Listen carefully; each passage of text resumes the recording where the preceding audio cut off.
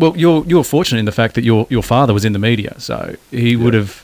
Did he give you any tips with dealing with the media, or does he just say, or did you just pick it up innately? Well, as a kid, for I think 3 or 4 years of my life, I had hearing problems to the point where I was booked into deaf school. So, and then I started to hear, and then I went to a normal school, but I hated the stage, I hated the spotlight. So when it came to public speaking, anything, I was petrified. But slowly, when I left school and I started boxing, you're just in front of a crowd, you're in front of it just becomes natural.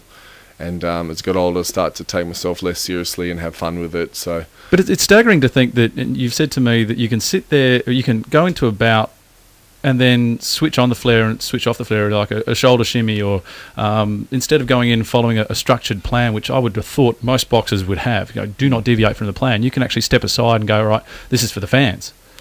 Yeah, well, it has to be, because without the fans, we can't fight. The money doesn't come from thin air. The money comes from guys going, I would like to buy a ticket, or I would like to buy the pay-per-view. So it has to be about the fans. So I'm very versatile. I always come up with my own game plans. I train myself. I've got my own style of boxing, which I call sexy boxing, which is hit, don't get hit, and remain sexy at all times. Basically what I'm saying is, I'm in this to be a great boxer, but I'm not going to sacrifice my brain, with the Rocky Balboa style, just for the fans. So what I don't give them in getting punched in the head, I do give them in knockouts and flair and theatrics. All right. Well, and assuming there is the Carly Meehan match sometime next year, where do you see yourself? Is it going to be a move to the United States to continue your career? I spent a lot of time there last year, and fantastic for boxing, very bad for the rest of my life. I'm only allowed to work as a boxer with my visa over there, not around my family and friends. You're stuck in a training camp. Some guys love the lifestyle. I've been in the Don King training camp in California with Sergio Martinez, and most of these guys, you train in the morning. All right, what are you guys going to do now? They'll play PlayStation or go to sleep, or it's so boring. And I just got, when I went to the Don King camp, I wanted to be friends with everyone, and I made friends with everyone. After a couple of weeks, I was like, I can't hang out with these people. I'm getting dumber. Do you know what I mean? Most of the guys wanted to sit on MySpace all day and look at chicks with big bums and go, damn! So I said, yeah, okay, 5 minutes of that, but then, what else can we do? Yeah. We can play pool, we can play PlayStation.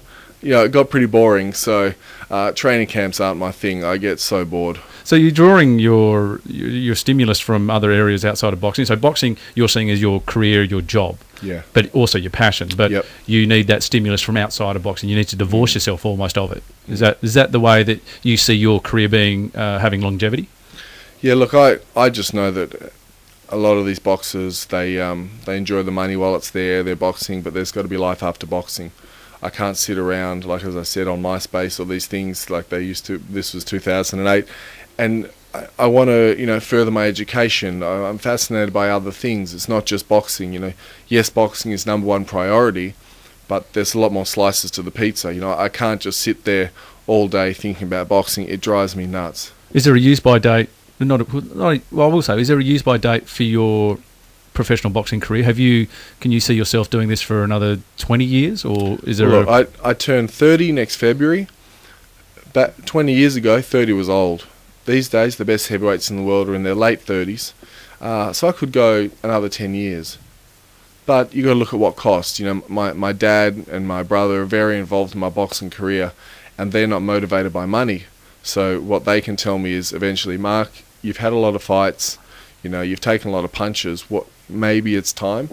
Whereas when you're a big money maker and you've got all these yes men around you, people don't want to tell you, hey, maybe it's over. They want to say, hey, one more, because they're thinking, what percentage can I put in my pocket? They're telling you, oh no, Mark, you've got another fight, and you're the greatest. Shake my hand, pat you on the back, take your wallet. Have another fight, that sort of thing. So the boxing world, you got to watch who's giving you the advice and why. What's their motivation for giving this advice? And I've seen it plenty of times. I've been over there, and I met Leon Spinks while I was over there, and these sort of guys, and they had fantastic careers, and they reached the highs, but the lows that they had to suffer because of the people around them and things like this, it's pretty tragic.